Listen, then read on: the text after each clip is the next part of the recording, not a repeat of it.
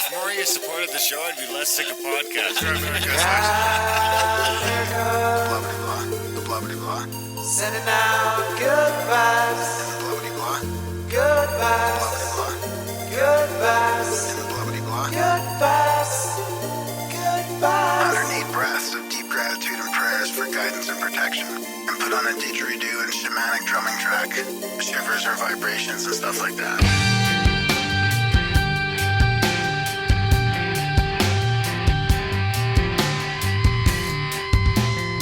America.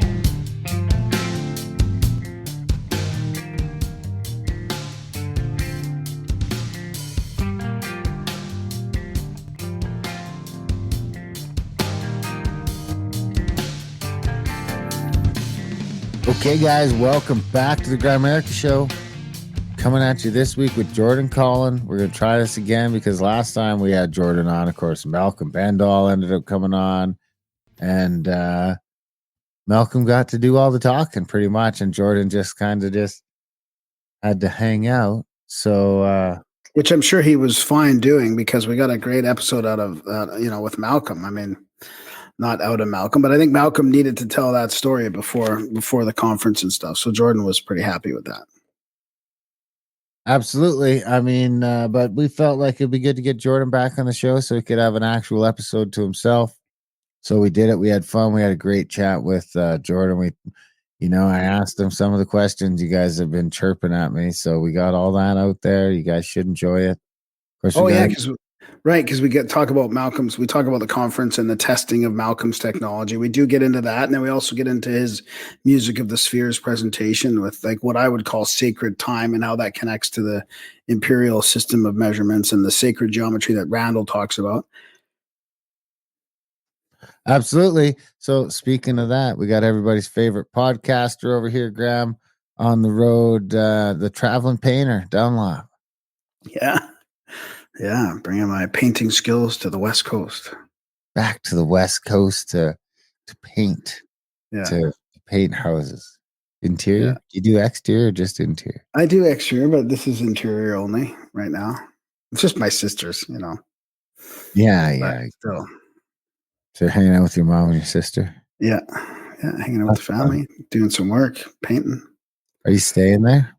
I am, yeah. That's a nice place to wake up in the morning. Oh, yeah. Yeah, gorgeous view of the ocean. Yeah, it's sweet.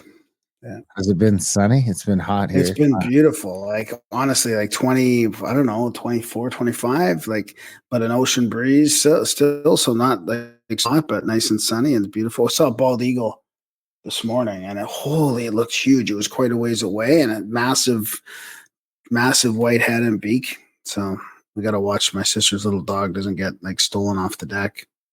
I see bald eagles all the time, dude. Here's one for you. There's something just like shrieking in the woods last night. I'm not even at your place. Yeah, I'm not even really in the woods either, but you know how it is. You've been here, but there's a few trees, yeah. Yeah, there's a little mini forest there. You wouldn't want to wander around there in the middle of the night. There's enough trees for that.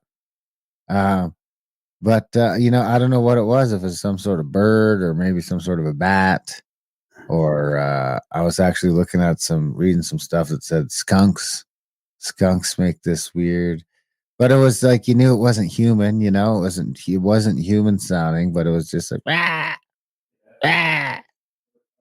And over to the point where the whole family is like, "What is that?" Like, well, no one's here now. It's just it's the weekend. The weekend is just Sean and I. So with the schedules, we end up with a weekend a month with no kids, and it was that weekend. So it's just because today's Monday, right? Yesterday was Sunday. Yeah. So yeah, it was. So, dude, it was like the whole time, like until I went to sleep, it was still happening. It went on for at least an hour straight. Wow. Yeah. And it wasn't like chupacabra-ish type thing. Like, Shauna was looking like that, but it was very clearly an animal of some sort. To me, it was just like I wasn't freaked out by it really at all. Did you think about going for a walk to see what it was? Nah, dude, I'm like in bed at this point. I'm like, this is after I've already like fallen asleep on the couch and just been moved to the bedroom, Like, so I'm very groggy, very sleepy. I have a lot of firearms, and I'm not really worried about whatever's shrieking out there. It's not like I'm freaked out, but even Shauna wasn't freaked out by it. It wasn't giving off like a freaked out vibe. So it was Do you guys both. have What the fuck is that noise, man? do you guys have coyotes there too at night? There's coyotes, yeah, dude. Do they Sometimes the howl? coyotes sound like they're so close, it's crazy. Right. Yeah, okay. Because we're hearing that, we're arguing. I think I talked about this maybe last episode, but we're arguing whether it's coyotes or not. It sounds far away. Yeah. Yeah, I hear it, don't. Sometimes when they get going, dude, it sounds like they're just right next to the house. Wow. Sometimes I'll actually go out to make sure they're not harassing the little pony. Right. You never know. Never know. So, yeah, I don't know what it was. I don't know what the fuck it was, but it's gone. It's gone. So I'll see if it comes back again tonight. I'll try and record it. Yeah, that's what I was thinking. I bet you there's an app where you could like upload the voice, and like I was going to do this with bird song because I heard a new bird in the backyard, and it's so peaceful and quiet where we live in the backyard. I really appreciate that because where we came from, where we were near you in Chestermere, it was like kids screeching. I don't know if I complained about that a little bit, like literally screeching like they're being injured, like that kind of screeching with kids all day long. And I was just like, I can't handle this anymore. Like there's like 3 backyards facing ours in an amphitheater type thing. I was like, so this is beautiful, quiet. The bird song, there's a new bird. I was like, what is that bird? I haven't heard that before. So I was thinking there must be like an app where you can like record it and tell you which one it is, give you a bunch of information on it. But I don't really want to download another app either. But I mean, maybe that would be a fun little hobby. Maybe, I guess, if you have time for a fun little hobby. Well, it's just when I go out and I gotta go out and get some fresh air every day, right? You have Put my feet on the earth, and like. So are you talking about? Is this a BC bird or Saskatchewan? No, Saskatchewan. Oh, you got a bird in Saskatchewan. Yeah. Well, there's a bunch. There's the whippoorwills, which I love. They remind me of tropical places. Like they give me that tropical vibe, and we never had them in Calgary. Huh. Well, that's nice. Yeah. I don't know what the fuck that is, but there's plenty of birds in it. There's enough birds that I have earplugs on my nightstand. Just in case, because it's fine if I'm just asleep, they don't bug me. But if I wake up like 4 a.m. and they're going already, then I got to put the plugs in and go back to sleep. So yeah, the birds are something else around here. Yeah. Oh, funny. I used to hate those noises, when in my partying days. Because you're just trying to go to sleep. That was a hint that you're like been up too long. Yeah. Probably a hint. I mean, it's fishing season around here, so we're doing some fishing, catching. Oh yeah, you saw some pictures in the chat. What were those fish? Trout? No, they're still pickerel, walleye, same old. Pickerel, walleye. Same old. I caught a bunch. We caught so many the other day. We're gonna go back out today. Really? Bunch more. Yeah, I mean, once August hits, it's a lot of hunting. Hunting's gonna really take over here. There's no limit for fish? It probably is for white people, but you don't have a limit for this guy. Being an Indian, you don't have a limit. Like, are they there checking you and stuff too? And you flash your card? Not every time, but maybe 1 in 10 times you'll run into one of these douchebags, and the kids like to do it. Fish, yeah. Fish, yeah. Your kid wants to go fishing. Madison's almost growing out of it, but the other ones get pretty excited. I mean, Madison she might bitch about it just till she starts catching some fish. And then once she starts catching some fish, it's fine. I bought a beat up old riding lawnmower too, which makes a huge difference around here. A ton of grass to cut. It's fucking crazy. A huge difference with what? Like time or? Oh yeah, just cutting the grass. Cutting the grass fucking sucks when you got this much to cut. So you're cutting her? Are you cutting like the lawn that's not technically yours too, as part of the no? deal, Just mine is a lot. Really? Wow. The back and the side, and then up the driveway. At least try and keep the bugs down. With a push mower, it would take you fucking 3 or 4 hours for sure. It's like Holy shit, dude. That's yeah. Like especially when it's like summer and it needs to be, especially after all the rain you've had. That yeah, it's when probably it's not twice a week. Probably when it's twice a once a week. It month, needs. it's not bad. But yeah, now that's the problem. If you let it go a week or two, it gets so big and thick that you're like, now you're fucking like, man, it takes you way longer when it's like if you let it get too long, you know. That's like a little 3 horsepower motor. It's always stalling out. This is 20 horsepower, dude. Just fucking Wow. chews through everything. You run over some trees and shit. Oh, nice. Yeah, I need a little That's pretty tractor. good. How much did that cost you? I got it for $350. Oh, that's not bad, eh? Yeah, not bad at all. I need a little tractor around here. You know, do tractor stuff. Well, it's a mower though, right? Or is it? It's a ride mower, not a tractor. Right? Yeah, Or do well, you pull stuff too? they're technically called lawn tractors. Really? Yeah, you get a bunch of little attachments. You could get stuff that drag behind them, like sears, this and that. You can get a plow that drags behind it. I might use it to plow the driveway. I don't know. I'm hoping I'll have the 4-wheeler working by winter. I'm hoping I'll have the 4-wheeler working like in the very immediate future, to be clear. Cool. Anyway, we got no notes to read this week. So what the fuck? You guys aren't supporting the show. You're not holding up your end of the bargain. We don't have any new lords. None of the old lords are coming in. I mean, what the fuck? The kingdom of Grimerica is going broke. We have a new noble though. I mean, We do have a new noble. We do have a new noble, so we're patching some holes, some rations at least to get us over to the next week. We won't starve to death this week. We got some rations. Who's the noble? Joe Perks. Joe Perks. Joe Perks. Welcome to the nobility of Grimerica. Yeah, trying to become a lord. $1,000, you become a lord of Grimerica. Head over to grimerica.ca/support. There's a bunch of different ways to do that. And I mean, you don't have to be a lord, but you can at least be a noble. Throw us a couple bucks. I mean, you guys, it's just not working. This is not working. No new supporters, no notes to read, no one times. I mean, this is a problem. I don't know how we're expected to keep up with no support this week. So America.ca/support, guys. Let's make up for it with a double week next week. Maybe we get an Insta Lord or a new Lord or some of the old Lords coming in to help keep us afloat. It's the dog days of summer, I guess. I know it's Trump shooting weather and shit's getting crazy out there. It's easy to forget about supporting the show. But we do need support. America.ca/support. We're doing all these podcasts for you, this one, the other one, the audiobooks, and we're still got to work full time with all this content. More than full time. We have to work on all this plus full time. More than full time. Double full time. Double full time. Triple full time.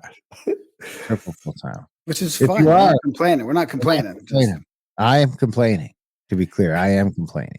I am grateful and thankful for the supporters that we do have, the nobles that we do have, holding this ship together. But there ain't enough to feed the ship. It's just enough to keep the ship afloat. So we need you guys to help us at least keep up with attrition. I am officially complaining. America.ca/support. Come on, you guys. We've been doing this for almost 12 years. We should have it figured out by now. America.ca/support. Sign up for a monthly today. Make a one-time donation. Do fucking something. It's not a free show. It's a value for show. So if you're here, if you're getting some value from this show, you need to hold up your end of the bargain. I mean, I should give a shout out to, did we already Lord Ryan? We already did that, right? We did that last week. He's a Lord. So anyway, thanks to the Lords. We should do a thanks to Felix, of course, for doing the music. A lot of music comes from Felix from Broke for Free. And of course, Nap. The lucidnap.com, right? Is that it? Whatever. It's in the show notes. But all the other done by Nap, so check that out. And support the show. Come on, motherfuckers. Let's go. Anyway, what else you got? Oh, not much, really. Just trips. We got a couple trips coming up, right? We got that Randall trip coming up in September, then our own trip in Canada in November. I think, did we talk about that yet? We did not. And that Randall trip is filling up fast.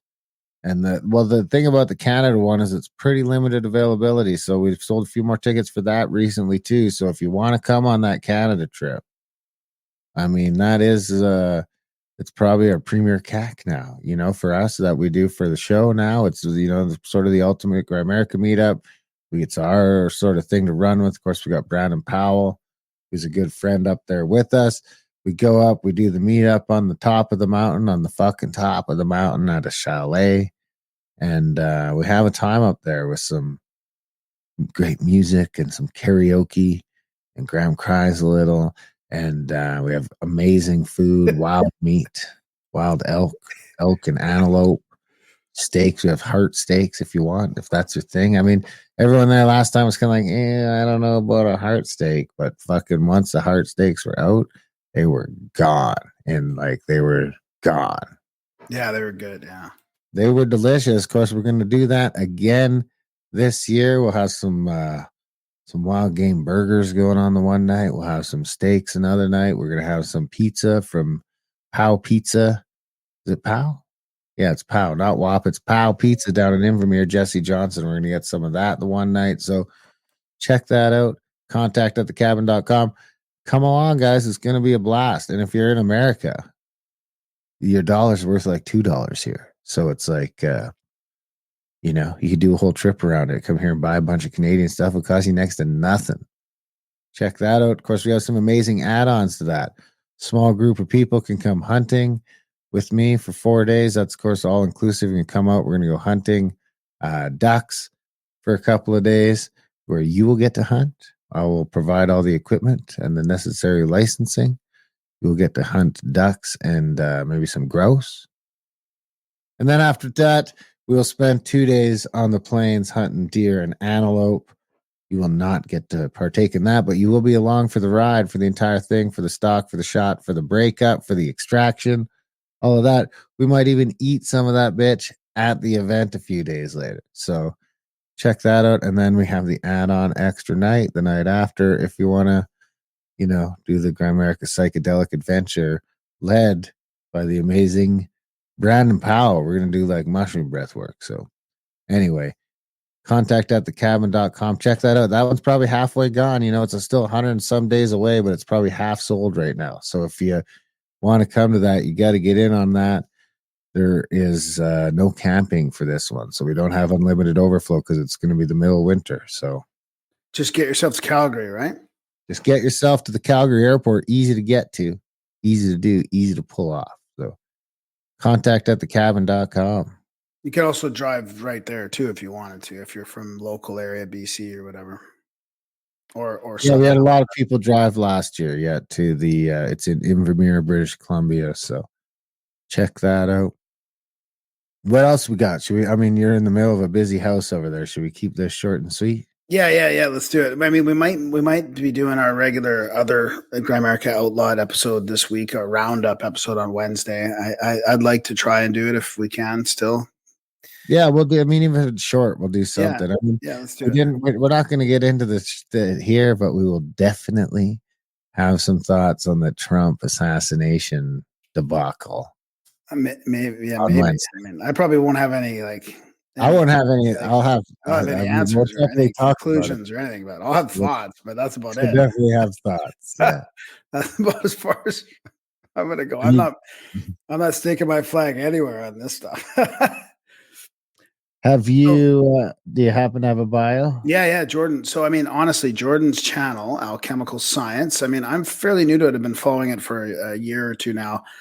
But he's sort of ended up being, and I don't think this was really planned, but kind of like maybe a spokesperson for Malcolm Bendall's technology or his student. He's called himself his student. So as far as updates on Malcolm's Thunderstorm generator technology, this clean technology, it's like an energy a waste energy harvesting system in a way. This thing, he's doing all the videos on that. He's got videos from the Cosmic Summit on there, videos about how it works. People have built their own based on his self-build guide, and he's sort of keeping up to date with all that. But he's a self-taught farmer, electrical engineer, physicist who conducts open source research in the areas of unified field theory, plasmoids, ball lightning, vortex-based maths, sacred geometry, soil science, radiant energy, neuroscience, and the energy systems of the human body. He's a practicing alchemist. So he tries to employ a research methodology that's informed and directed by the idea that there is a universal pattern that can be observed in all aspects of the natural world. His research is fully open source and no new ideas expressed in his videos can be patented. So there you have it. So I'll put a link to his channel in the show notes. It's alchemicalscience.org. That's his website, but the YouTube channel is youtube.com/@alchemicalscience. There you have it, guys. We hope you're having a great week. Enjoy this chat with the wonderful Jordan Collin.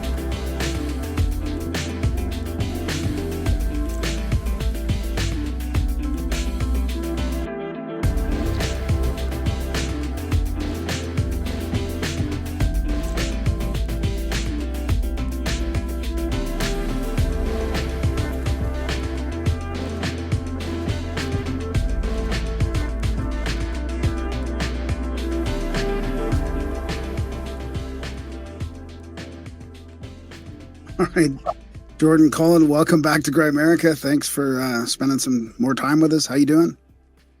Hey guys, I'm doing well. Thanks for having me back on. Right on. Yeah, I mean, we're looking forward to it because I met you in person at the Cosmic Summit, which was great, and had a little bit of time to chat there. But since then, Darren was in the UK somewhere, and I was at the Cosmic Summit, but sort of like part of your presentation kind of clicked with both of us. So I wanted to have you on fairly soon so we could kind of maybe keep on that while it's fresh in our head. But just as far as because I've never really been able to wrap my head around how time is connected with sacred geometry and all that. So yeah, these hyperspatial ideas are not easy to visualize because you can't really. But exactly. This does give us somewhat of a key to that. Yeah. Yes, that's why I thought it was really interesting that's kind of what your presentation was on. So, but before that, I mean, we don't have to get too deep into drama or anything like that about the summit. But as far as being there, sort of as as Malcolm Bendall, one of his students, and looking at the technology, were you pretty happy with the results of the testing and stuff like that?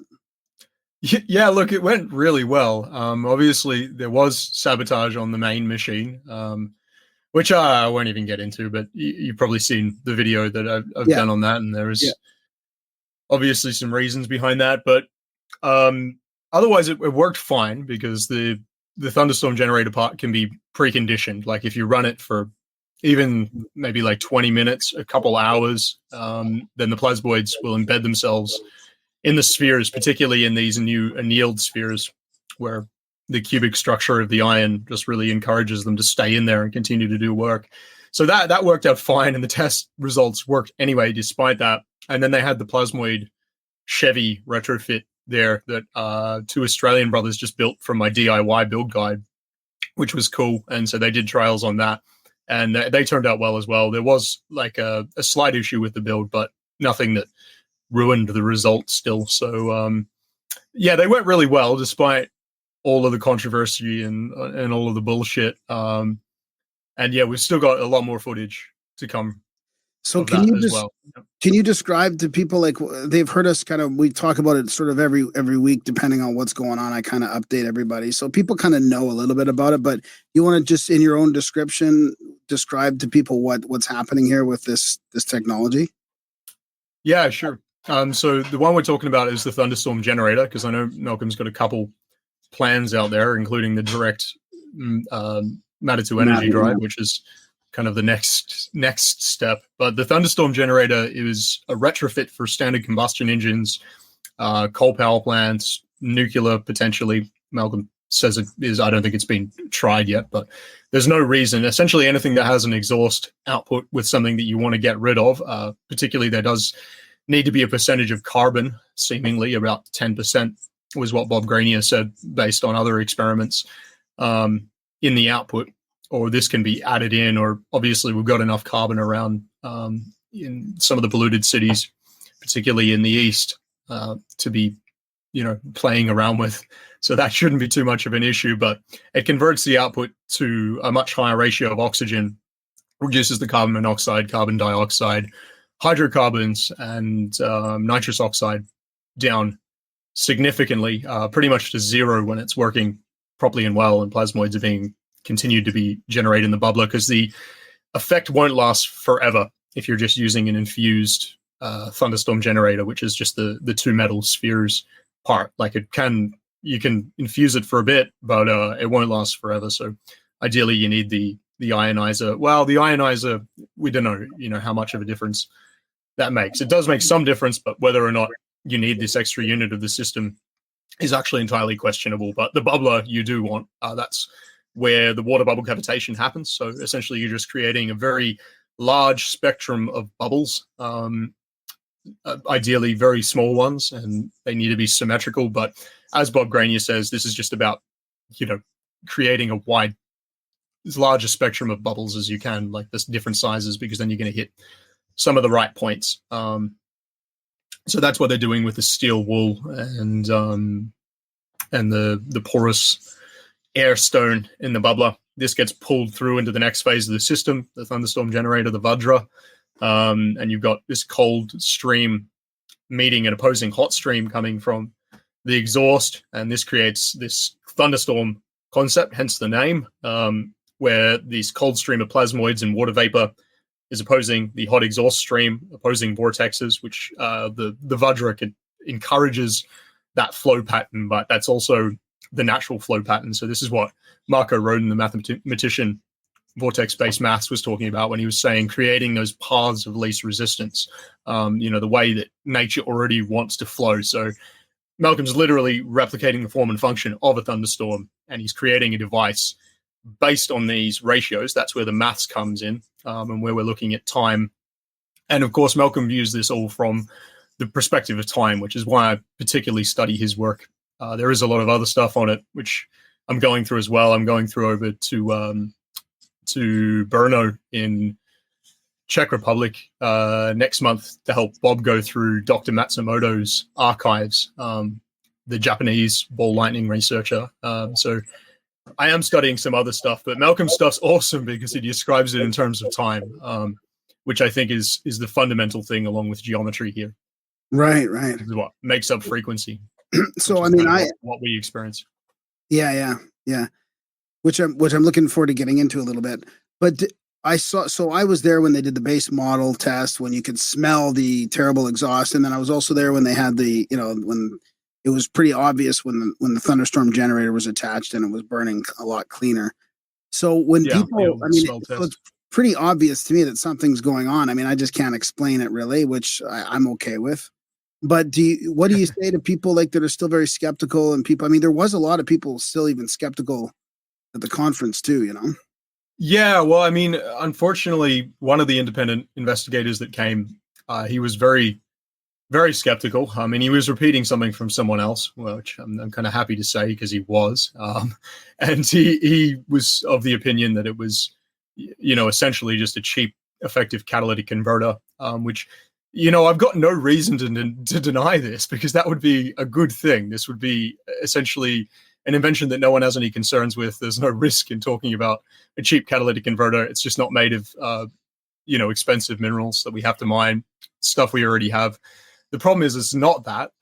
It is a ball lightning device. This is denying the last year of the research by Martin Fleischmann Memorial Project, which has shown, and Bob is sticking by his comment, that this is categorically ball lightning in this machine. Like, there's absolutely no denying it. You got 4 quadrillion microspheres, which are produced by this phenomena. Like, they don't come from anywhere else. They're not in any other machine. Yeah, so unfortunately, it just doesn't line up. We've got the carbon dating, and there's more ratio testing going on. So I'm just kind of leaving it. If people want to think that it doesn't matter, that just means the invention will be commercialized quicker, and no one will be freaking out about ball lightning flying out of these things. So that's fine, but it's not the truth. I'm open source, independent. I've been going on about it for about a year. Everyone can see my videos, so I'm not going to change my narrative for that. Wasn't Bob saying, like, if it just acts as a catalytic converter, that's fine. If the bubbler doesn't end up sort of doing anything? It doesn't affect the rollout of the invention. It's just simply people don't want you to know about plasmoids. It is that simple. There were multiple factions there at the summit that had their own narratives, and for the most part, they didn't do a lot, but they were there. But Bob's doing quite a bit for it, though, isn't he?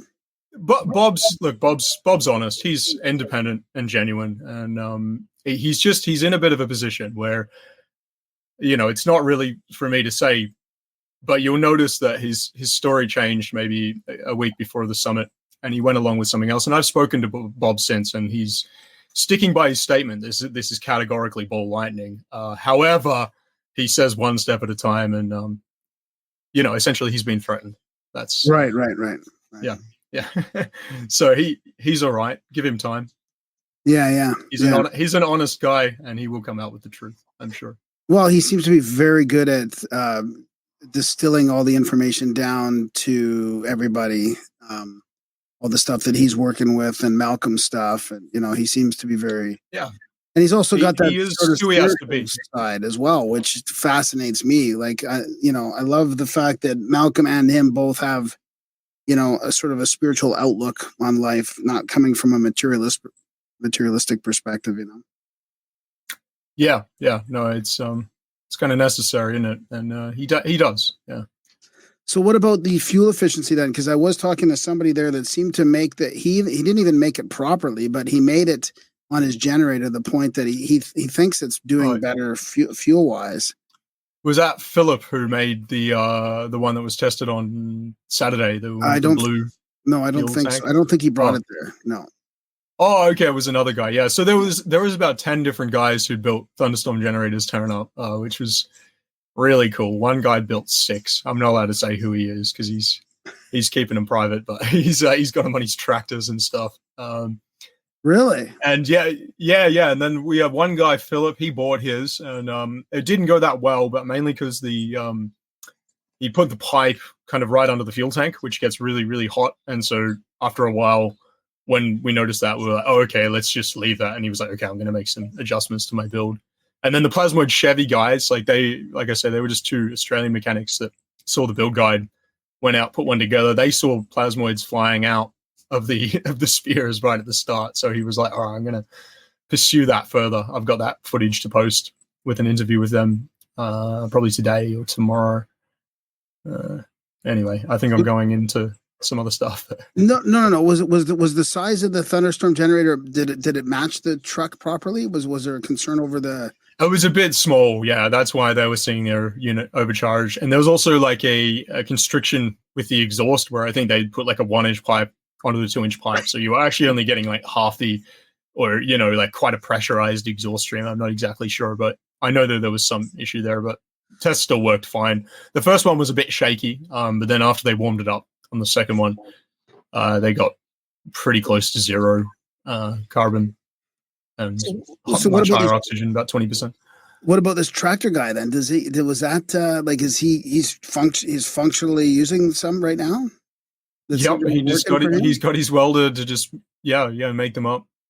He's using those. Met a bunch of other guys. One guy had made one from like some kind of like a vacuum cleaner for the pulsing, and then he was just using like a wood fire, literally just outside. And he was doing something with that. So Malcolm was talking about, I might try and retrofit one to my fireplace as well. we're going to see how that goes. And there was another guy who he really knew his stuff. Hopefully I can catch up with him and find out more about his build, but he actually had some good advice for the other people that were there. I can't remember his name, I'm afraid, but anyway, there was a bunch of people that built Thunderstorm generators, and that was cool. So what was the tractor guy seeing more fuel efficiency? Is that what he was saying? Or? Yeah. He was just they worked just as they should. I think I posted the fuel consumption trial that they did just after Cosmic Summit. Which was about 20% fuel efficiency increase. Yeah. I was kind of hoping for more than that. I was kind of hoping for like 66 or something, like 2/3 type thing, or 1/3 even. But I mean, you never know. Maybe I think we're just going to wait for everyone else's results to come out, and we might see those. Yeah, exactly. Or even doubling or tripling it. I mean, like it would be nice to see something like that.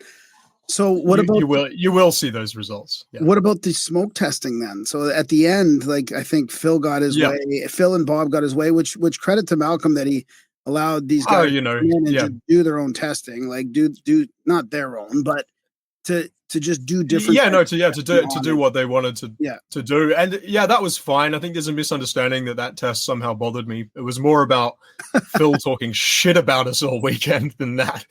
So I was kind of lightly reprimanding him there, but the smoke test was no problem. I mean, it's a vortex machine. That's exactly what it is claimed to do. So of course, Phil's claim was that I believe, and I'll post the footage in full so everyone can kind of see what they were. It's not just me saying it, but they were saying, well, if it's pulling in air there, then that, fucks with the credibility of gas analyzed testing at that point.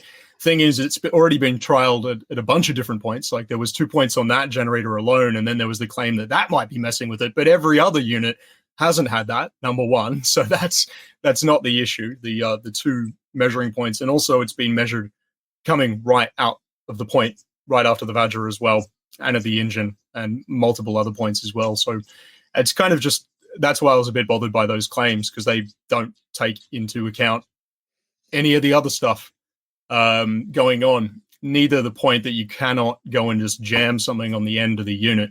It is a machine that functions on geometry and resonance, and you can't go and bang things onto it willy-nilly. Malcolm said you can put a curved pipe on the end, then you'll follow the natural flow, and you can do that, but putting a straight pipe on is not going to produce an accurate or reliable result as per the inventor's claims. So that was the controversy over those tests, and why I was just a little bit like, all right, I'm going to let Malcolm give his response, and not just post these as is, because otherwise, I genuinely think it misleads people. Oh, okay, that's good to know. Yeah, I mean, I do like how Malcolm started using the analogy like that's a violin, like it's like a musical instrument in a way, right? It's and it is kind of like you can't just throw things on it and expect it to operate the same way. Yeah, and that's the problem, is people need to actually listen to that. He is the inventor. He made the machine. He's got extensive notes about this. Phil went and worked on the machine, and I'm not here to bitch about him. I'm sorry, Phil, whatever, man. Like, I don't care. But he went and worked on the machine for months. He never read any of this stuff. He never followed any of this stuff. I'd been hearing these stories for months, and we just kind of let it go. And then for him to come and do that, I was quite offended. And just the timing of the conference. Couldn't be bothered with. It was very suspicious. I'll say that much. Yeah, because it's at the conference where people are showing up, a whole bunch of people that have made this stuff. Like it's just that it's probably that put the pressure on. Yeah. It's the fact that 10 guys turned up. And they were ready. They were waiting there. Like everyone was a bit tense. They were waiting for someone to come out and be like, "Here's the debunking," and they were going to be like, Hey, we've actually seen it working, mate. Like, so it didn't really happen like that. Like I say, there was no problem with those tests. Fair enough that he wanted to do them. Not a big deal, but it was done with a bit of ill intent, and no one was really thrilled about that. Okay, Based Taz. I don't know if you're an old buddy of Based Taz or something, or if this is just the way you Aussies call each other stuff. But he was like old mate Jordan, so I don't know what that means. We're all old mates over here. Okay. So Based Taz says, Where's the question now? Can you please ask about HP increase as related to the fuel efficiency? So I guess he's talking about horsepower to the as related to the fuel efficiency, but he's also talking about he's just describing it in his own way as well. Think star in a jar, but much smaller. It creates plasma, which becomes stable, coherent, and lasting. Bendel calls them plasmoids, essentially micro ball lightning. But yeah, you can answer that horsepower question. Yeah, well, that's all accurate. I don't know about the horsepower. There is an increase, whether it's been measured or not. I suspect it will in the UK certified tests that Malcolm said will be published this week. They were done last week. They've already been completed. I don't know entirely what it entailed, but they did have a fuel consumption trial. So I don't know if that's been measured. I will hopefully be going over to see the machines again myself I won't say when, but soon. And cool. so, yeah, maybe I'll be able to do a lot of this stuff. Cool. Been asking, yeah. I mean, I guess I want to get Darren to jump in here and ask some questions too. But while I'm thinking of it, like as far as the modern alchemical kind of process that's going on here, like this is being transmuted to oxygen. Why oxygen? Is that part of the resonance? Like, has he designed it that way, or is oxygen the next default that happens? Well, Malcolm uses the proton counts to explain it, and you can see a little bit of this in the video I did in December on covering Bob's transmutation. I think it's called like transmutation in the Thunderstorm generator, or plasmoid transmutation, or something about that. And that shows you can literally add up the isotopes, which shows again these numbers are integrally related. This system of this language of mathematics is there even in particle theory, which I don't actually go by, and so I'm not the best one to really describe the stepwise transmutation process as probably people would like me to describe it. I mean, it's a matter of time for me. Like, essentially, once you strip it, you've got a certain amount of energy that's going to reform into what's most convenient. And in this case, it's, well, yeah, you've got all of these. You've got, hydrogen 111. You've got carbon 666. You've got, well, that's, I guess, primarily what you've got from the water vapors. You've got oxygen 888. And you get oxygen out. You can mathematically add it up. Can I jump in there? Because I swear to God, that is the part that Terrence was supposed to explain to Joe and Eric that he didn't get to. It's that when you take away those spheres, it leaves that he was modeling the empty space, like that space that gets filled up with energy, or when that's where the transmutation happens. Did you happen to see that at all? I actually haven't watched it yet, but I will. I mean, like the way I put it is, the alchemists and, as well as Tesla and Maxwell Planck and, sorry. Yeah, is that who I'm thinking of? Yeah. Him and, who's the other Maxwell? The other one. Heaviside, Tesla, Ken Wheeler, Malcolm, even Einstein, if you go by his work before he got funded to say that it wasn't real. There's the ether. There's a medium. The Greeks knew it. The Indians knew it. Everyone knew it. There's a medium with which this is all happening. That's DC, what Malcolm calls DC. It's not moving. It's just potential, energy, unlimited. You've got AC. Everything's a perturbation. This is where we can measure everything using frequency and see that it's formed from a coherent geometry, which creates that frequency, creates that timing. Time is the mold in which matter is formed. Malcolm was quoting, which is apparently also a quote from a guy called Kosyrev, who I haven't read yet, but he was a Russian time researcher. So I've got to catch up on his stuff. Walter Russell explains the same thing, but essentially, like, these are cavitations. It's like when we see a bubble in water. This is, suddenly we've got something polarized. We've got polarity. This means there's a timing happening there. This is what's occurring in this medium of the ether. We're getting all of these elements, hydrogen, helium, all of these. It can be brought back to base energy, essentially. We form a thunderstorm. The energy is already there. Like, people think you're creating a 0 point, you're pulling energy out of the ether. We're not pulling energy out of the ether. We're in the ether right now. It's just in motion all around us. But we can bring this back to its DC potential using two opposing vortexes once it passes through that plane of inertia. So it's actually about creating that geometric structure, right? Once you've got that structure, it's going to utilize the energy and reform it into something cohesive. And that's when you'll either get, Bob shows in his O-Day videos, a nuclear bomb being dropped above the ground. It creates this toroidal, hyperboloidal inverse form, the two opposing vortexes. And then you can see it pulling matter up, pulling, just the space around it in a set of, it's obviously not really space, the fabric of reality around it in, and then just creating this constant stream of energy. Because it's not just an explosion, it doesn't just go boom and it's done. It just keeps feeding. And it's because the geometry of that vortex has been established. So you're not pulling it out of the ether or in the ether, but we're seeing it in movement. And so that everything has a frequency, like Tesla said. All of the elements do. This is what Terence Howard was talking about when he was talking about Walter Russell's model of the elements, which is what Malcolm's plasmoid unification model is pretty much fundamentally based on for all of the elemental stuff. And I'm reading Walter Russell's The Universal One at the moment because I've held off looking into his work. I didn't really understand how important it was to all of this until recently. And I'm like, oh, that's got all of the elemental stuff. So I'm kind of catching up on that now. And hopefully those will be my next set of videos. But Cool. I get the basics, How far in are you? I'm like I think I'm about halfway through. You're I'm reading not the other that far. book, I'm right? like only a You're couple reading the other chapters. one, though, aren't you? What's that?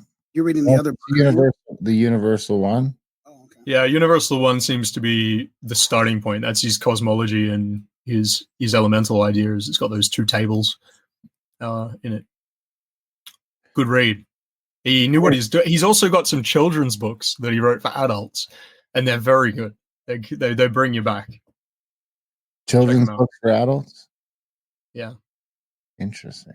Yeah, it is pretty good. I find it's a little fluffy. It's probably it could use. A little bit. But it's got. I think his wife forced him into publishing it. Like he kind of written it for himself to some extent, and then he got pushed into publishing it later. So in some ways, it's almost got like a bit of a David Dita's Way of the Superior Man twist to it. Where it's just like, oh my god, okay, I got it. Yeah, he gives a bit of an Ayn Rand style spiel on genius at the start. About the suppressed geniuses, but they all put that in the beginning. I was actually I was just listening to The Dim Ages by I forget his name, but he has a whole chapter on Ayn Rand, which is great. She's one of my favorite authors, probably one of the best. Yeah, me too. Yeah, big fan. So you listen to artist. Yeah, did you listen to the and people hate her that I've never even read her. That's the thing. They assume you're some kind of like, I don't know, like libertarian mania. I guess I am. That's why. That's why we are, but we are. Maybe even a little further than that. So you listened to the first Terence Howard, obviously. Yeah, I did watch that one. Yeah. No. So he was talking about. Good. He was talking with a lightning gun. Can this thunderstorm generator? Can we saw that off at some point to create that sort of thing? Or those two things? I wouldn't know, Darren. I wouldn't know about lightning guns. You'd have to try that out. Not recommending it. Out of a thunderstorm generator? Well, I don't know. You could certainly direct energy in all sorts of ways you wanted if you understood how plasmoids worked. Interesting. Can it be weaponized easily? No. Well, look, if it has been, there's that, but can it be weaponized in the form that we're propagating it? No. I'm trying to find the quote that I should have had it ready because I knew we were going to do this show, but here it is. Holding a dorje. And so I'm narrating the Tibetan Book of the Dead right now. And this Vajra, the dorje, they call it the dorje too. Have you heard it been called that? Nope.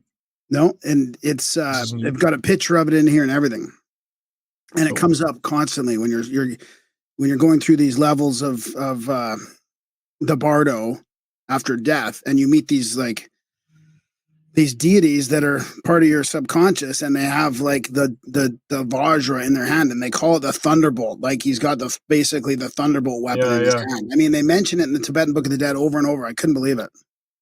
Wow. Yeah. Look, I keep getting random messages from people all over the world. Like, like my wife found this inscribed in a jungle when she was a kid and like, has been trying to figure it out. And there was a lady who had some Vajra earrings at the summit. And it's like, they turn up everywhere. And then, yeah, it's really there. It's like you go back, like I say, Vedic scriptures, it's all there. Talks all about the Vajra made of the bones of Maharaj Dadichi, given to Indra to save the earth from the demons. It's all there. Zeus is holding it. I wonder if it's related to that little purse that all those dudes are carrying around all the time. Little little bag. They got that little bag. All the motherfuckers all over Egypt. Okay. They all got that bag, man. Look, I don't know what they have in their bag, but surely some tricks. Well, it seemed like they were clearly flying around, flying around from. They were flying around. Yeah, they were definitely flying around. In Vimanas. In the Vimanas, yeah. Praveen Mohan was there at the Cosmic Summit. Did you guys happen to catch his? I did, yeah. I did, yeah. Cool. Yeah. No, he's tried to build some of this stuff as well. So he made some nice comments about really? the whole ordeal. Yeah. Cool. Yeah, Darren's just a hunter. He wants weapons, it's crazy. He's just here it is here. I don't want to give this to you, man. Here's one here. Oh, nobly born, there will dawn from the east the dark brown yak-headed Rakasha goddess holding a dorje and a skull. Okay. Yeah, there you go. There's a whole bunch of references about this. Yeah. I believe it. I haven't heard that before, the dorje. Yeah, so Darren, do you have any other questions besides how to weaponize this technology? I mean, come on. Well, I mean, I don't know. What did you think about the test at the summit? Because I've gotten 50-50 results. Graham's sort of all in, and then I got some other feedback from some other people that were like, well, it really smelled like exhaust, and I'm not sure what was going on. Yeah, this is, I mean, I don't know. I didn't get that feedback. Like, it was all positive. I mean, a few people came and told me once again that there was someone going around saying all sorts of stuff, but all I can say is there was plenty of people there. I've got it all on film, and I'm publishing it. You can see the test results. I smelled the difference. I don't know, Graham, you mentioned did. I don't know. I can only let people decide for themselves at that point. I'm open sourcing everything and being honest about it, and even the stuff that is supposedly negative, I'm open sourcing. So people can make their decisions. There was enough people there that had built one, enough people there that were there to see one, that I'm confident that it doesn't really matter what I say now. We're going to see plenty of results coming from others to back it up. Do you think this tech's like about to be rolled out then? Yeah. It's been licensed in several more countries since, as far as I'm aware. I mean, I met a number of people. One guy who had full manufacturing and production facilities in the West to do it. As far as I'm aware, it is being mandated in India at some point. I don't know when, but yeah, licensed several more places. So it's going to get rolled out. There's no doubt about that. Because like I say, even if they want to tell the mainstream it's just a cheap catalytic converter, then, well, that's more sellable than a plasmoid generation device. So either way, people are going to see the technology, even if they don't know what it is. Hopefully they'll know what it is. It's what we're going to push for. Okay, so I got another question. Talk to you, Darren, about that. I mean, I hope it's not who I thought it might be, because I mean, when it was running with the stuff, it wasn't smelling. Well, I mean, I'll forward you. I got emails, and I got definitely some feedback from people that said it's it smells like this or it smells like that, and I wasn't there, so I don't even know why they're emailing me. To be perfectly honest, but because Because they know I'm all Oh. in, I guess, and they want to Because give they know you. Graham's all in. They know he's already on. So I got another Well, question. You don't have to answer it if you don't want to. But the other main sort of feedback you've that just we got frozen up. what's that? Can you hear me, Graham? I can hear you. Yeah, I can hear you both, but Jordan's been freezing up video wise. Can you Okay, hear I've got me you now? back. I can see got you me now. back? Yep. So I gotta ask this because it's what the YouTube video got a ton of views, and the chat we did, you were on last time with Ben Dahl, and the dude just sort of casually dropped that he was the king of Scotland, and this sort of been coming up, and it's like, you know, It's a good interview. it kind of muddies the waters though in some way, don't you think? Like, I mean, like People don't like it, sure, you know. no, Yeah. yeah, Yeah. But I mean, that's the thing is people don't like any of this. What can I say? You know, it's Malcolm's claims can be verified, and they're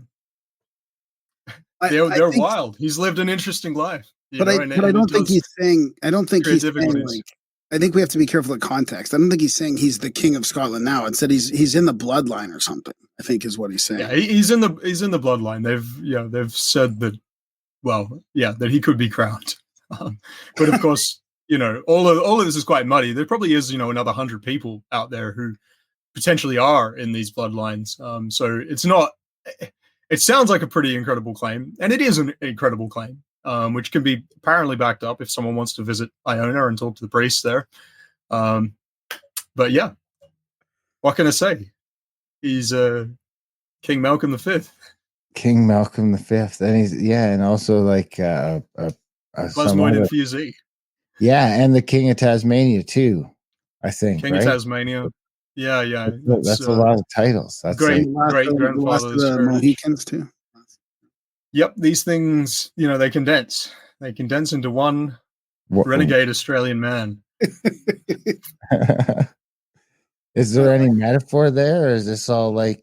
Because I mean, it is a lot to take in. It's a lot to take in, and with alongside the tech. It's almost like we better if some of that stuff was just left at the door, and then people would be so happy. Yeah, they would be, but it's just it can't be. Unfortunately, like this is genuinely the way. You know, I've been talking to Malcolm for like close to a year now, and his story doesn't change. This is who he is, and this is genuinely how he's realized the stuff. You know, I've spoken for hours and hours and hours about the science. You know, I don't question him too much on you know, the really far out stuff, because there's so much stuff that I can verify, and I've just verified again and again and again and again what this guy's saying, and he continues to make these claims. And I know it's confusing because from the outside, like you're looking at it and you're just like, what is going on here? But I mean, unfortunately, legends are true, you know, and this opens up a whole lot more than science. There is this spiritual aspect, and that brings into question whether we've just been here for one lifetime or whether we've been here for many lifetimes and we're back for another spin. And then, of course, sometimes you can remember things. Sometimes, you know, if we just look at let me share the frequency spectrum here. Yeah. Get here. I'll put it up there. So we're using these slides. Is it your presentation or? Oh yeah, here it is. Yeah, that's the one. Yep. All right. So, I mean, it's not working. We're living. Oh, it's not coming up. No. Can you? That's right. I forget what. Aaron, do you know why it's not? It doesn't seem to be on our screen, but I can try present it. Yeah, again. try again. Oh, I'm gonna remove. Okay, now try. Yeah.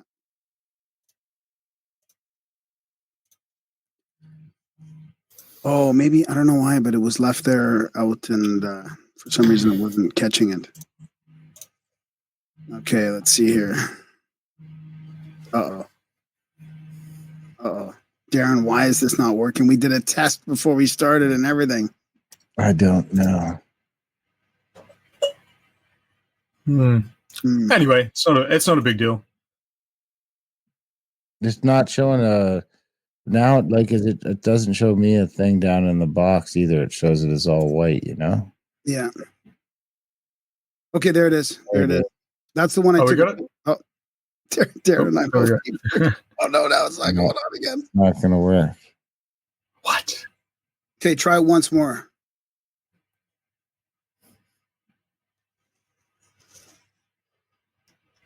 This is really weird.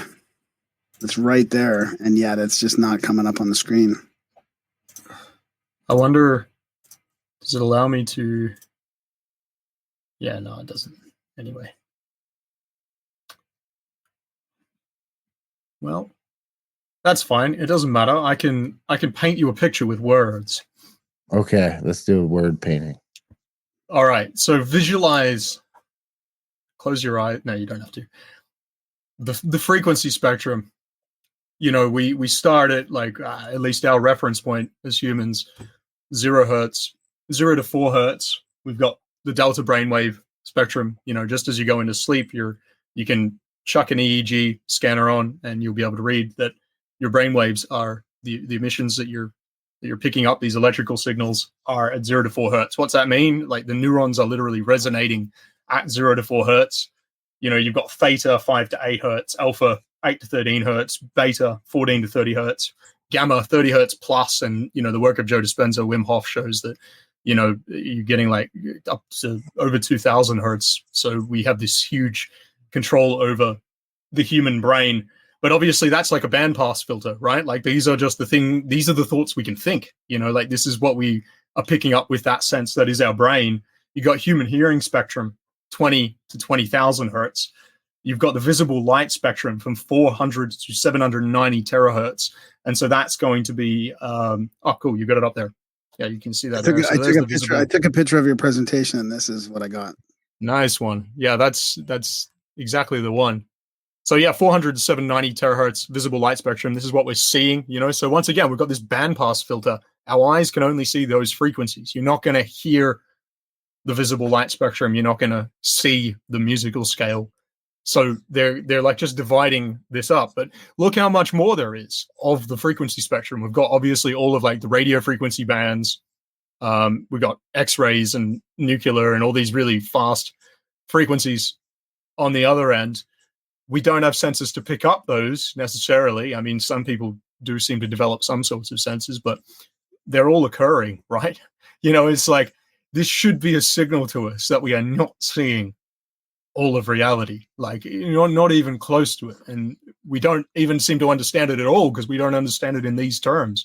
And this is incredibly simple to understand, right? Like it's just a scale, 0 to whatever. And then that's just a frame of reference. You can go and apply this to any much slower frequencies. You know, we've got matter, which is really slow.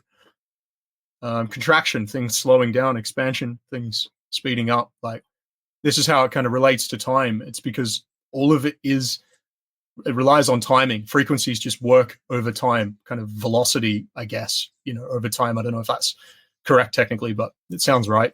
Speed over time, the force over time. But obviously, you know, this should lead us on to go, well, you know, if this is all we're observing and we're just viewing everything through these bandpass filters, who's viewing it?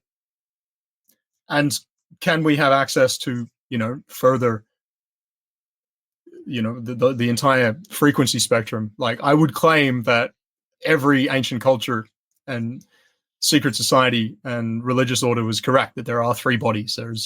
We've got a physical body, we've got a subtle body, we've got a conscious body. So we're going to live after this lifetime, you know. We have lived many lives. We can remember some of this stuff, at least vaguely, and we can pick up on plenty of other stuff going on as well. I've met plenty of scientists who've had downloads. Pretty much all of the good ones have, you know, visualized their work in some way or just had some moment. You know, Malcolm genuinely went on an island and, you know, prayed, fasted, meditated for 40 days.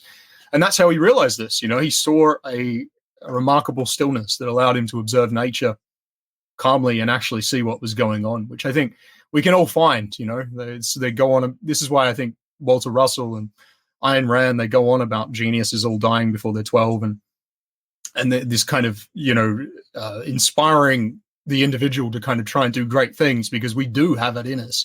You know, we say that polymath is just, you know, an unachievable kind of level of genius.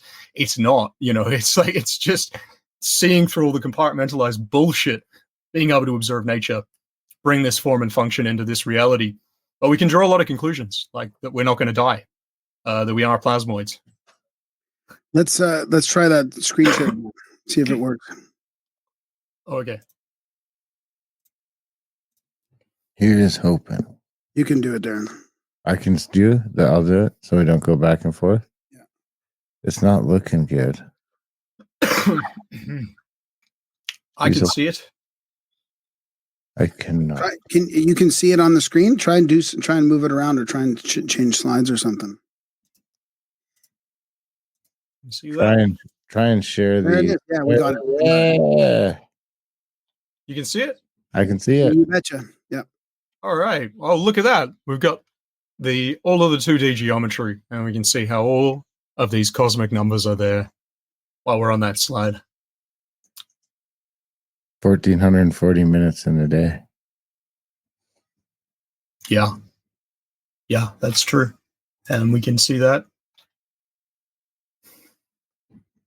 right there. 24 hours, 1,440 minutes, 86,400 seconds. 864,000 is miles, is the diameter of the sun.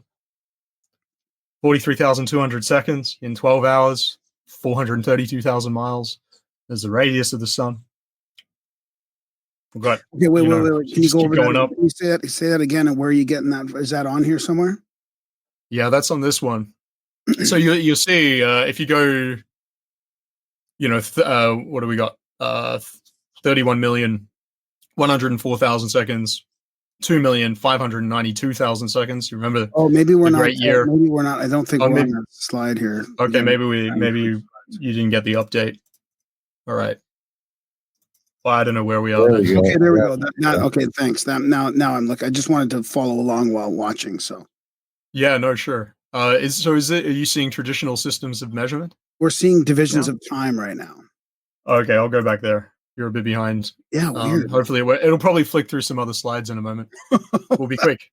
Can you see in that last column, you got 31,104,000 seconds. Yes. Yeah, and then 2,592,000 seconds and 720 hours. Yeah. 24 hours, 86,400 seconds, 43,200 seconds, 36, 60. And you'll see all the other divisions there. Darren's 1440. And of course, these are in the year as well. This is like just a miniature version of the zodiac cycle, the great year cycle. You got 2,160 years in each zodiac age. 12 ages adds up to 25,920. You got negative 259.2 degrees is the melting point of protium. So we can see this above, so below concept demonstrated really, really clearly in that. And the 60 arc seconds, like the 60 seconds of an arc, goes back to ancient times. So I mean, this is not just something you're making up now. Like they used 60 seconds. Yeah, these are, and I mean, look, as a way to measure. Exactly. Yeah, these are like self-evident divisions because I had a few people like asking, but these are arbitrary, right? And they're not. Like if we go back to the Vedic scriptures, lifetime of Brahma is 311 trillion and 40,000 Earth years, which is 8,640,000 Daiva Shakti, just Deva years.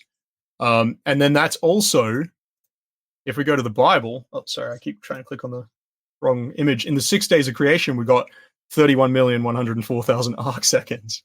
And then with, again, same thing, that's 8,640 hours. We've got 31 million. Yeah, that kind of can't be a coincidence. That can't be a coincidence. Well, it's just ridiculous, isn't it? And then you got the 4 platonic seasons, 12 zodiac ages, 25,920 solar years. 1 platonic season is 3 zodiac ages, 6,480. So see that 648, that's your 864 from the sun shuffled. 1 zodiac age, 2,160 years.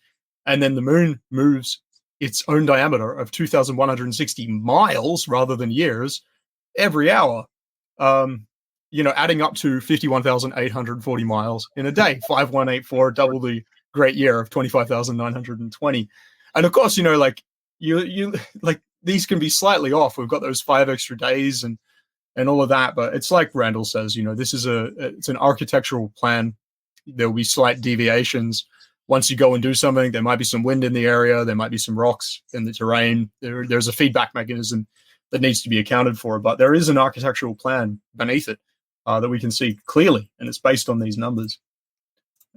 What if it's kind of like a law? What if it was like if the sun was, let's say 10,000 miles or whatever, instead of 86, whatever. Yeah. We'd have that many seconds in a day instead of as many seconds as we do.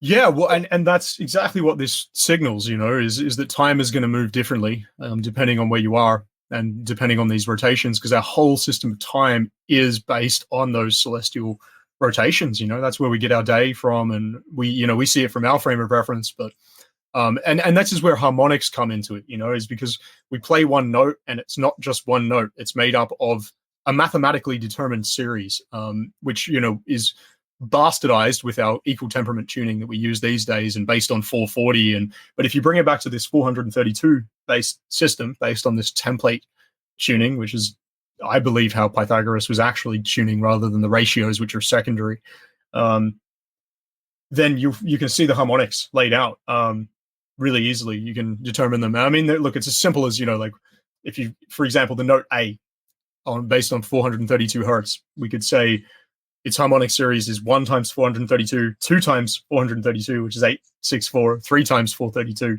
4 times 432, 3, 4, 5, 6, which is the square of the sun. This is essentially, well, that's just octaves, but you find out the harmonic series, you can just mathematically determine it. That's how everything's going to be moving. And that's what we're seeing going on here. We've got the sun, that might be the fundamental. We've got something going around that. That's got a certain frequency, but that's going to be a harmonic of the fundamental frequency of the sun. And then, we've got smaller bodies rotating those bodies and so on, and down to the fractal scale, because then you can zoom in as well. And that's where we've got these extra axes that people don't really consider, is you've kind of got the going in, like actually going in, like contraction kind of down to the micro. And then you've also got these, XYZ spatial references. Do you think that these numbers sort of baked into everything signify a higher power or intelligent design? Yeah, I mean, I think it's undeniable. Like, I think it's either that or we live in a holographic universe that was made by someone. There's some alchemist up there doing this, and even if there was one, it seems like obviously there's going to be a fundamental at some point, just like there is for every note. You've got your fundamental tuning, then all the harmonics come from that, so that's, I guess, the musical description of God. But I mean, if you look at, Malcolm talks about 9 inches and 9, and obviously Marco Rodin talks about 9. This is the whole source of vortex-based maths, and it is the source of the first 9 numbers, all come from the number 9. But it's the handspan of God in the Bible, with which he metes out creation. The span is the span of God's hand. That's what it's based on. You've got it's the span of Krishna's universal form, and this is in Canto 2 of the Srimad Bhagavatam. So there's 2 of the most major world scriptures, pretty much, that are saying that 9 inches is the metric for creation. It's the most holy number mentioned in the Baha'i scriptures, and I'm sorry, I can't remember their prophet's name, but you can convert it to 9, essentially. 144,000 faithful followers in the book of Revelation in the Bible, 144 square cubits in the sacred city of Jerusalem, 108 beads on the Japa Mala. Like, it's peppered. And then, of course, if we go back to measurement, people will either say it was arbitrary, and they're idiots. That's not correct. Maybe metric is, but I found a lot of claims that show that it's actually can be converted back into there is a conversion metric between how they created metric measurements. But if we look at the imperial system and all of the older imperial systems and all of the systems for volume and measurement, like the apothecary system, which was used for medicine, like in pretty much every culture from Greek, Roman, all of the European countries, they just kept using the same apothecary system for all of their weights, all of their volumes for medicine, even when everything else changed. They kept using it for medicine. It's because these harmonic numbers, they matter, like these are harmonic amounts, like what I'm trying to say is then these systems, they're not arbitrary, but they are based on nature. So it is as simple as a span is just, it's the length of a hand. A foot is a foot. An inch is 3 barley grains put together. And that's true, but why do they all add up to these perfect divisions? Why does the inch fit into the foot? Why does the foot fit into the cubit? Why does that all fit into the yard? And why does that fit into the mile? You could just make it up. You could just fit it together, but it's mathematically precise. It's mathematically perfect. And these harmonic measurements, like, this is the programming language of creation. Like, it is intelligent design. That's why 3 barley coins will add up to an inch, and 2 wheat corns will add up to an inch as well. It's, you've got this doubling and tripling embedded in the fundamental fabric of our reality, including all of the cycles of the celestial bodies. And it's not just the diameter of the planet or the amount of time in years, it's also the circumference, of these orbits as well. You will literally, I won't find it now, but there's a document, I can send it to you guys, by a researcher from, I think, the Netherlands, Don Ojic. And I've got to read through some more of his stuff, but he's worked out a lot more of this stuff as well. Going down a lot of the same rabbit holes that Ed Nightingale's been going down with these numbers too. You're on mute. Thanks. Sorry. Did you say Ed Nightingale? Yeah. Yeah. He was at the summit as well. And did you see Ed too, Graham? Yeah, I got to see Ed. Yeah, well, he didn't have a presentation. He wasn't on stage or anything like that, but he was trying to get a presentation to a bunch of us on the side, but it was just too hard to schedule it in. But the poor guy, we should have him on the show actually, and he can go over some of his latest work. We had him on way back. Yeah, that'd be cool. Jordan, like back in 2014, 2015 or something like that. We had Ed on. Nice. Yeah, he's been around for a long time, but I think we're just coming to that point now where his work can be more easily understood now that Randall's been promoting a lot of, these base numbers, and Malcolm has as well. And now I think a bunch of us have kind of, we're starting to build up to where Ed Nightingale's found kind of, a lot of these really precise conversions between a lot of the ancient measuring systems. Like, he's correlated a lot of this in quite a profound way. So how do you connect time to this imperial system then? I mean, I know we kind of went over that already, like we kind of sort of went by it, but just for my own, like, just to hammer it into my own brain, like, can you summarize the mathematics? Yeah, the mathematics creates the link, when you can see that all of this is built on doubling and tripling off this lambda sequence. We have a language that shows us the correlation between all of this. And of course, all of these are frequencies as well. So, 3 hertz, 6 hertz, 12 hertz. This is a musical scale. You've got your octaves going down, and you've got perfect fifths going across, and you can find every musical note there and all the notes of the Western scale. And if you continue building this out further to the right, then you actually start getting microtonal notes, and you can build a 24 note scale, and a lot of these other traditional scales. You'll begin to fill in gaps and get even more notes, so you could use it to tune a sitar even, and it's just doubling and tripling. But that is, of course, what our universe is it's a sitar. Everything can be identified in octaves, perfect fifths, and harmonics to each other. And I guess the relations. And I guess that's why Malcolm kept repeating, like, the moon moves the diameter in an hour. Yeah, so the diameter of itself in an hour, because that's the direct thing right there. So an hour and that sacred number of 2160, and then that's sort of really that's so much more important. Pretty good connection right there, right? Yeah, this is so much more important than any technical explanation I could give, because it just explains all of our history, all of it. This gives us the key, the language. These numbers, we can see them they're the self-evident part, which you can just go out and look for them, and you'll find them every fucking where, like everywhere. They're not really skipped out of any culture or every civilization. 1080, the moon's radius. Oh yeah, the 108 goes. It's crazy the way the celestial mechanics incorporate the 108. It's not just in spiritual stuff. It seems to be like hard encoded into our hard solar encoded into geometry, into our solar system. The sun and the moon's average distance from Earth, 108 times their respective diameters in miles. But yeah, I mean, the link between time and space, it's just that, it's the numbers. It's the fact that we determine time because of that rate of movement, the frequency of how many times it orbits within a given period. And then we've made our divisions based on that and the movement of those celestial bodies. And so, we're looking at space and we're turning it into time. I think that's the way to look at it. Yeah, yeah, but that shouldn't explain why the seconds in the day match the diameter of the sun in miles. Well, that's the harmonics. That's how it connects, right? That's what I think. I agree. That's how it connects. I think harmonics is a nice way to put it. So here's a bit of a curveball for you before we start to wrap up. What about? Have you ever considered that? I mean, because we're into the field of intelligent design, so why not go a little further and of putting the Earth back at the middle of this thing? Just how do you mean? Just like being more Earth-centric about like geocentrism.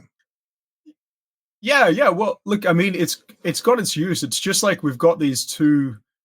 Everything has kind of two considerations, right? Like this is where you get that yin and yang, masculine and feminine.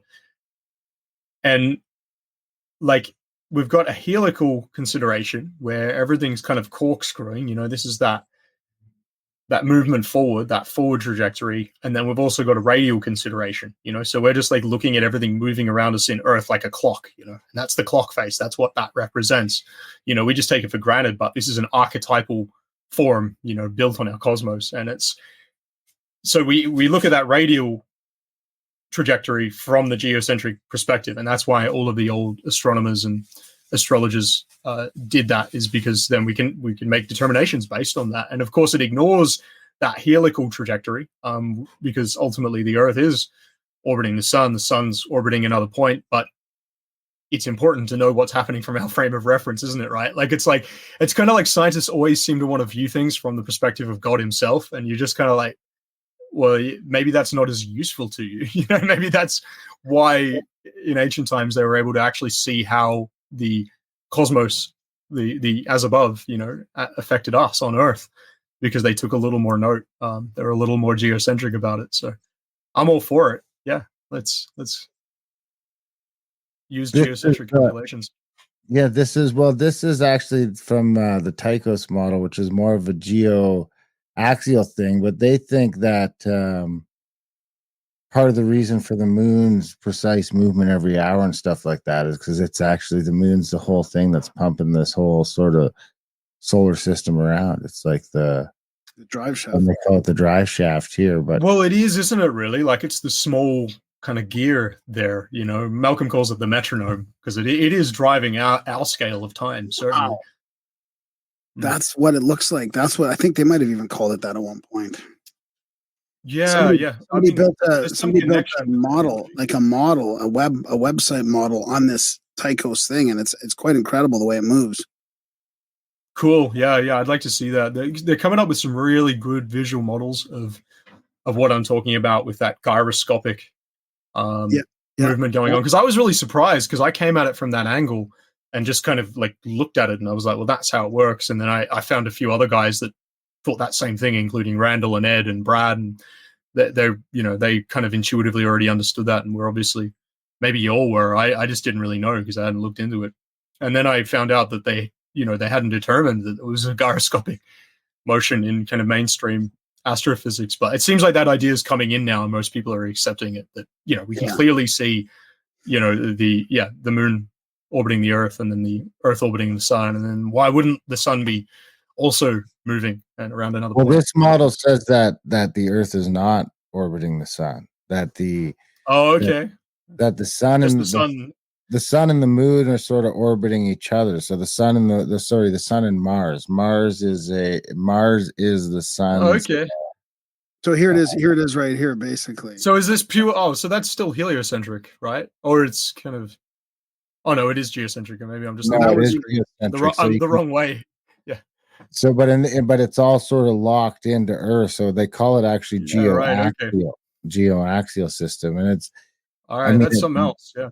yeah, it's real, dude. I mean, I've been going down this rabbit hole. I went to the conference over in Europe. I mean, it makes Cool.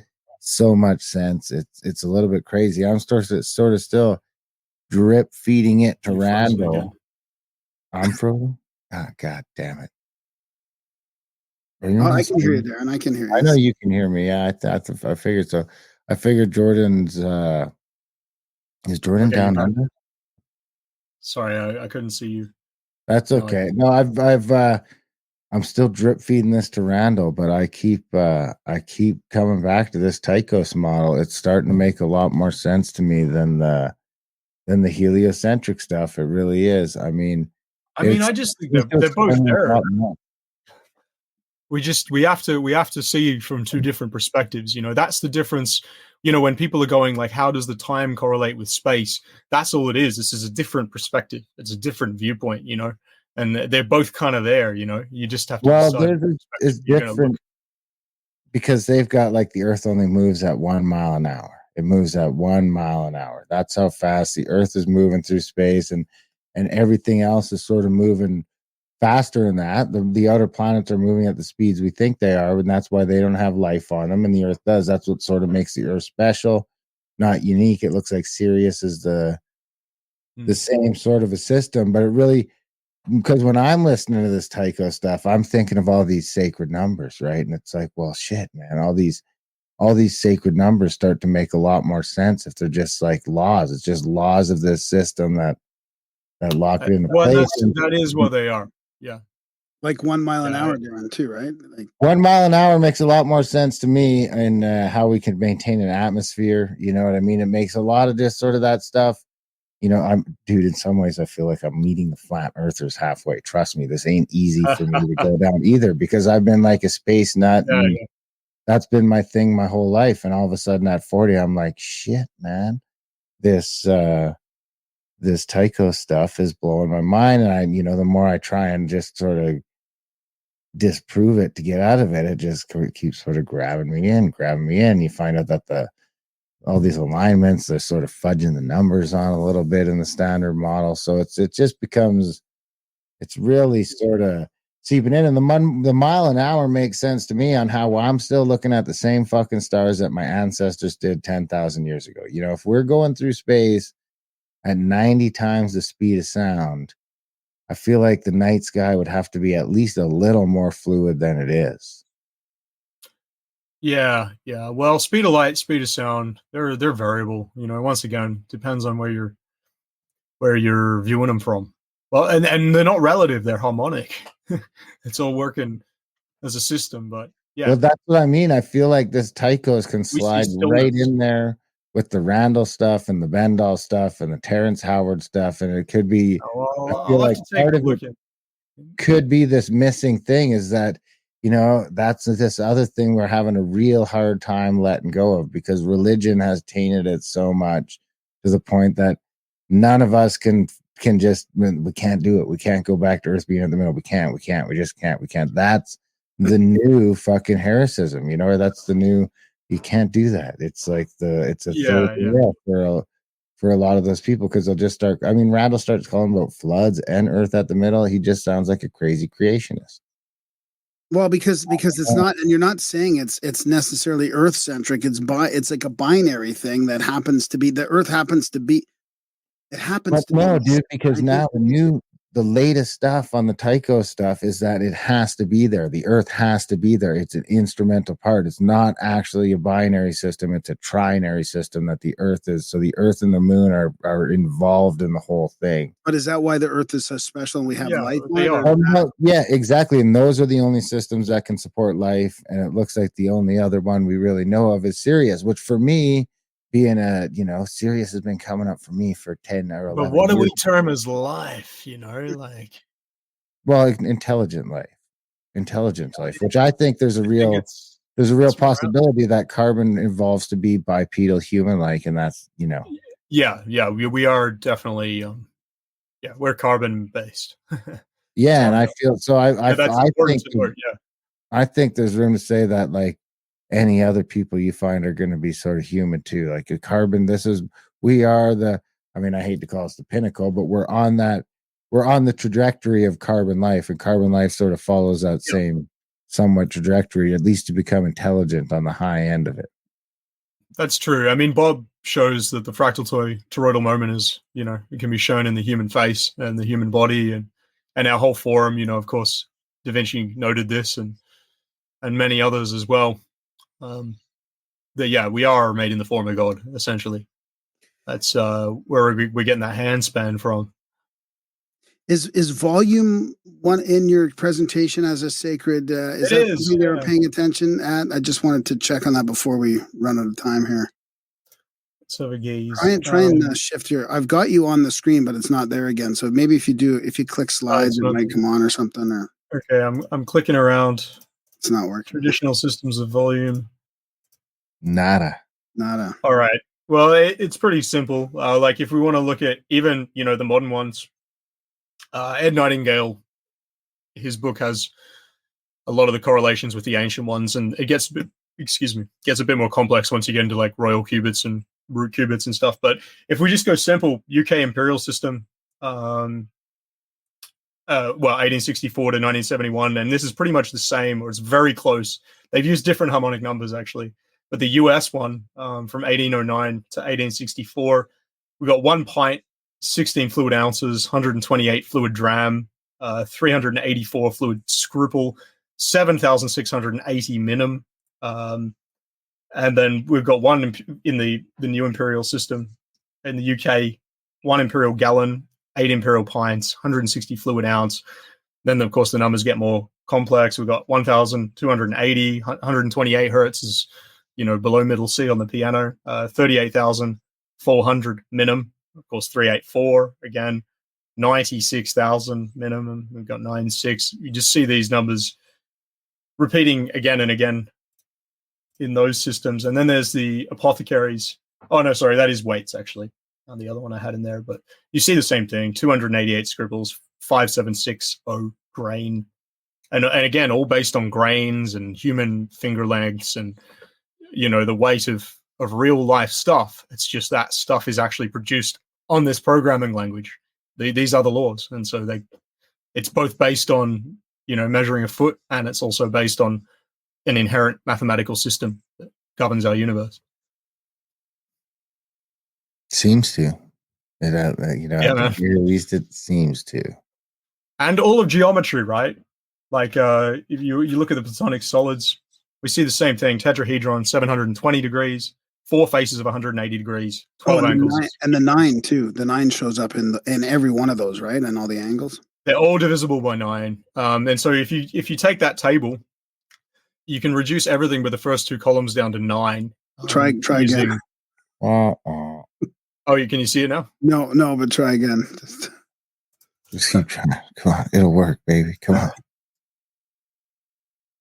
Hopefully, can you see any version of the table there? No, nothing's on there. Nothing. That's the first time this has ever. Well, anyway, everything but the first 2 columns can be reduced to 9, and you'll see that 9 is the root. So you just add the numbers up. Like for example, 108, 1 plus 8 is a polar number pair is 9.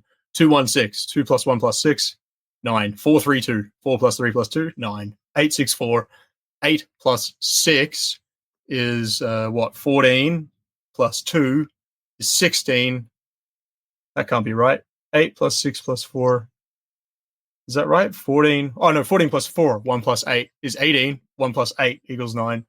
The first column reduces to 124875, 124875, which is the doubling sequence from vortex-based maths, and then the G column, the second column, all reduces to 363636, which is the 2 extremes of your field. Like these are your 2 aspects of polarity. The 9 is your hyperspatial element, kind of the trajectory of the 0 point. It's kind of like, I guess, maybe the radius, you could say, almost of like a bit of a sphere. Do you call that a radius still? I don't know. Yeah. Are you going to do this And then- presentation? Are you going to do this presentation in full on your channel at some point, or have you already? Yeah, I am going to do that. I'm going to do that next week. So Okay, good. yeah. We won't go through this too much more because I'll go through all of that. Yeah, let me know when it does, and I'll point to it. And we'll talk about it on one of our shows because it really does put everything into perspective as far as time goes. Yeah. I hope it moves things a little closer to unification. Yeah. Are you pretty excited about the future now? Then, I mean, with everything going on. Yeah. No, I'm very excited. It's all happening. You know, it's kind of the end of the beginning of the beginning of the second phase. Yeah. So it's all looking positive, and we'll be coming with lots more stuff, and it's going to be crazier and crazier. Beginning of some things and the others. But I mean, I'm excited. George, is there anything you feel like we didn't get to that we should get to before we start to wrap up? No, I think we covered a fair bit of ground there. Yeah, we did. Thanks. Good questions. Where can people find all your stuff? I mean, Alchemical Science, obviously. Where can people? What are the URLs? Some people read the show notes, some people won't. It'll all be there, but it's always good to just get that URL out here. Yeah, so that's youtube.com/alchemical science. Very easy to remember. Go and subscribe. Plenty more Cosmic Summit footage to come. About 30 videos talking about plasmoids, a couple about VBM. Lots of fun stuff. That's where you'll find me. Awesome. Thanks. Thank you, guys. Yeah, thanks, Jordan. This has been great. We appreciate you working with us on the timing. We had a bit of a timing fiasco, but it all worked out. So, yeah, big thanks for coming on the show, and we hope to see you real soon. Absolute pleasure. Catch you guys later. See you, buddy. Ciao.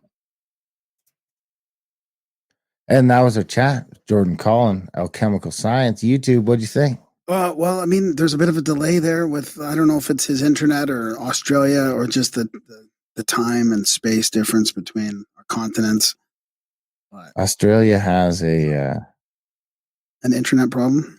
Yeah, they seem to have an internet problem. They really do. I wonder if he was on Elon's thing. I mean, but anyways, I mean, so hopefully it's not too bad for the listeners and too bad for everybody as far as audio quality goes. And of course, we've never had problems with we did a test before we did it. And so some reason the presentations would share sporadically. That's kind of weird too, but I don't know. Can you get Starlink in the Southern Hemisphere yet? I don't know. That's a good question.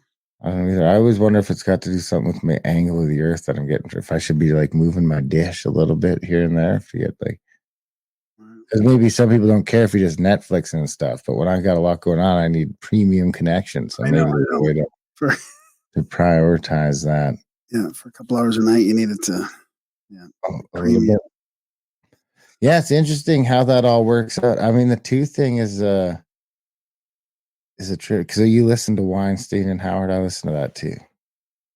What two thing? Oh, the number 2. Well, 2 is a weird number because it's the only one that the square root of 2. Because you do the square root of 49 is 7. So 7 sevens is 49.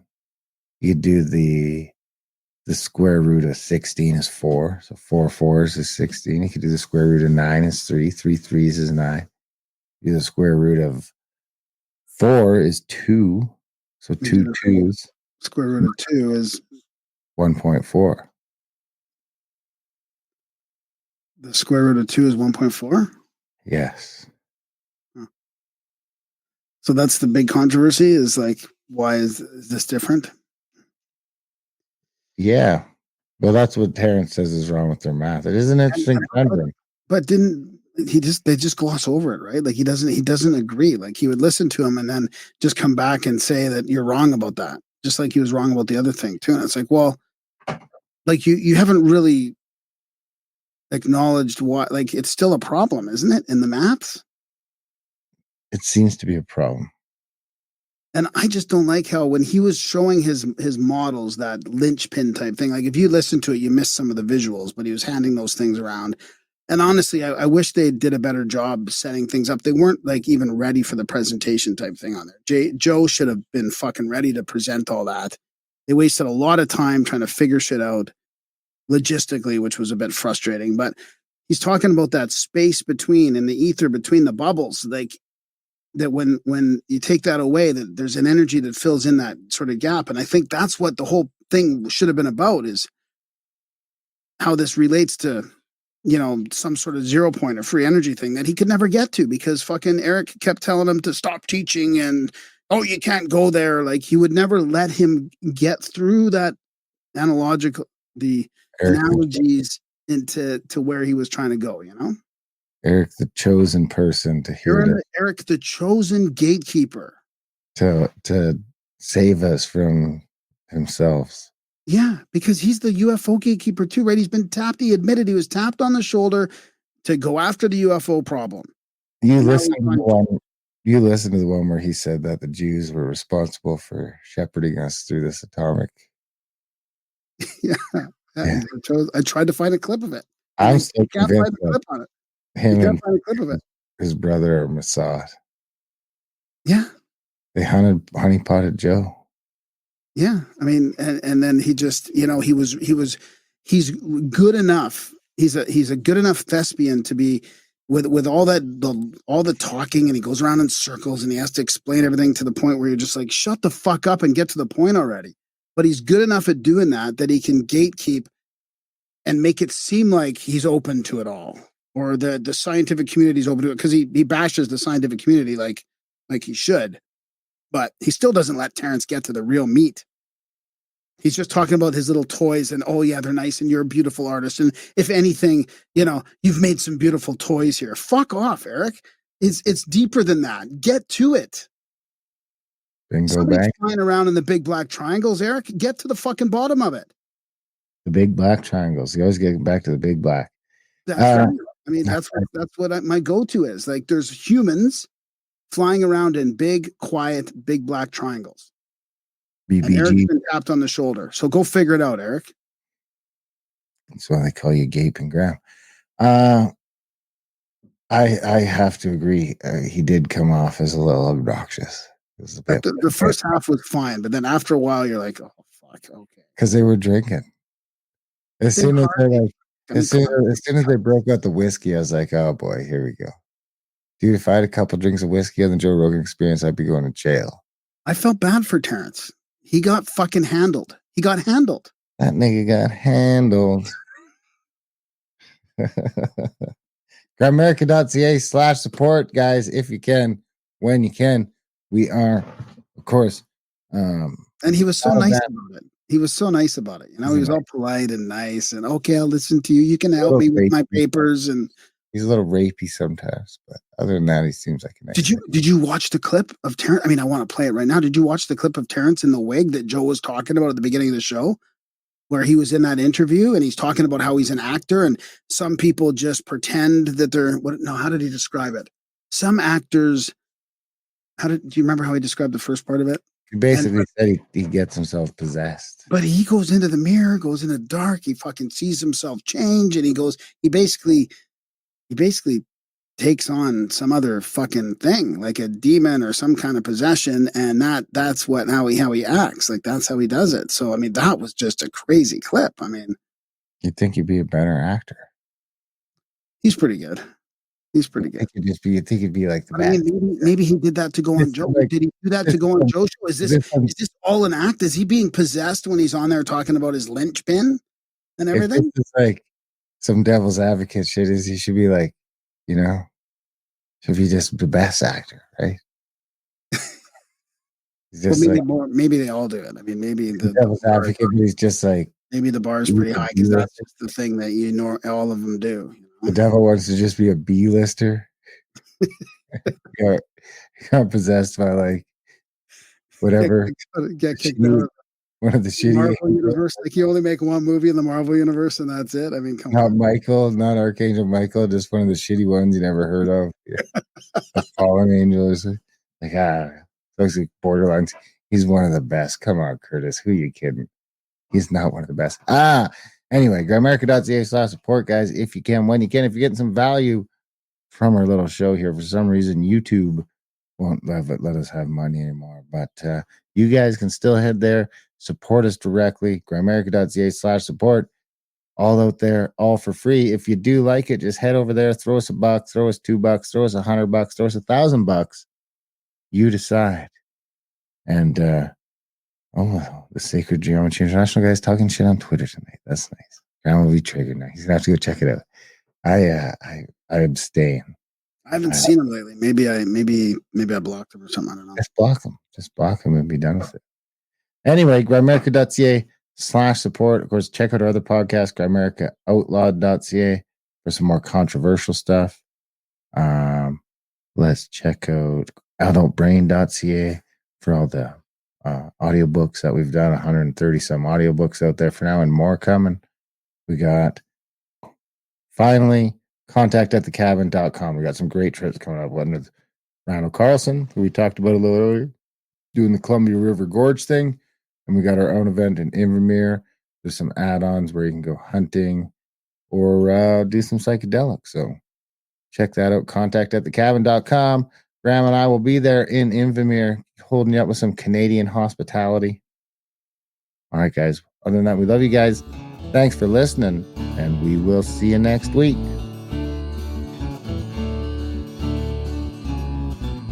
Think if I sit here long enough, fixed to this green, brown, blue spot on Earth, approximately or 2,000 years. Ain't no Domini, ain't no Domini. My hot drink would turn cold. My hot drink would turn cold. My hot drink would turn cold. Dream sequence. Dream sequence. Dream sequence. She'd eventually roll by on her bicycle, on her bicycle, on her bicycle. Basket and all. Green, brown, blue, green, brown, blue, green, brown, blue. Camouflage chameleon, baby. Woke up this morning, feeling around for my shoes. Think if I hired 1,000,000 monkeys and let them mash away on some typewriters, they'd eventually write all of Shakespeare's sonnets. Maybe then you'd love me. Maybe then you'd love me. Me and my monkey. Get funky. Go and get funky now. Get funky. Get funky. Dream sequence. Dream sequence. Dream sequence. You'd eventually roll by on your bicycle, on your bicycle, on your bicycle. Basket and all. Green, brown, blue, green, brown, blue, green, brown, blue. Mother Nature's songbirds chirping. Woke up this morning, feeling around for my shoes. I love you up to the sky. I love you up to the sky. I love you up to the sky. I love you up to the sky. I love you up to the sky. I love you up to the sky. Dream sequence. As you were counting sheep, I rolled by on some comic relief. I rolled by on a tricycle, on a tricycle, on a tricycle. Basket and all. Milk and honey, milk and honey, milk and honey. To be or not to be, that is the question, baby. Woke up this morning and all my blues was dead and gone.